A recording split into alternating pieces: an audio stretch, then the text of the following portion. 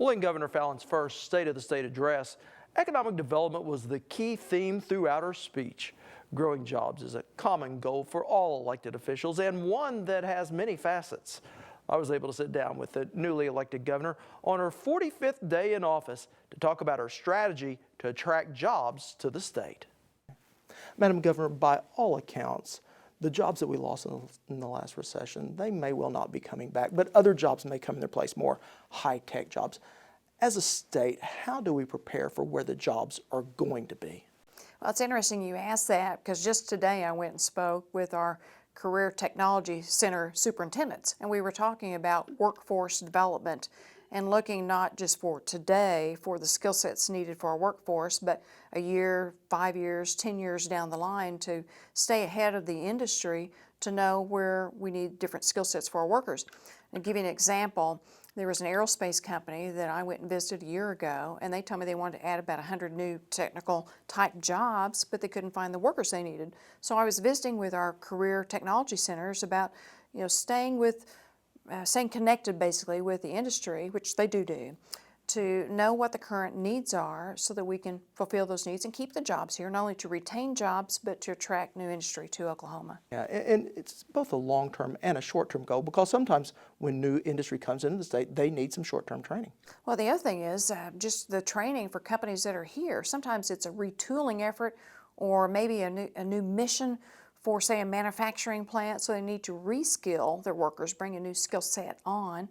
And of course, we use, say, our career technology centers for a tool for economic development, that if we have a new business that is looking at coming to Oklahoma, we help with training that workforce, and that's a great economic development tool.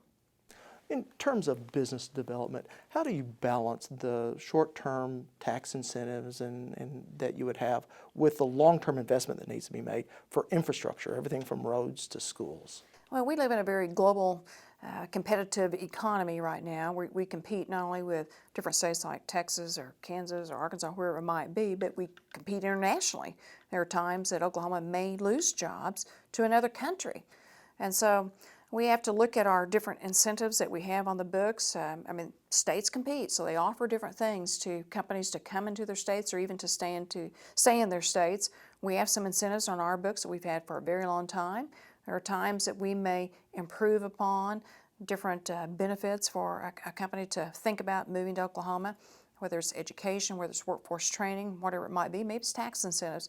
But as I said in my State of the State speech last week, those incentives that create jobs, attract investment, we're going to keep. Those that don't, we're going to get rid of.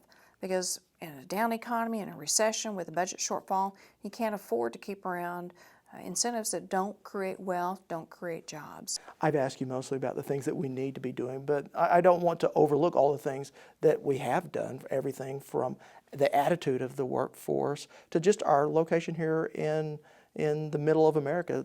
Oklahoma is open for business. Absolutely, and that's been one of my top goals, is to create a better, stronger business climate for the state of Oklahoma and to send a signal that Oklahoma is ready and open for business.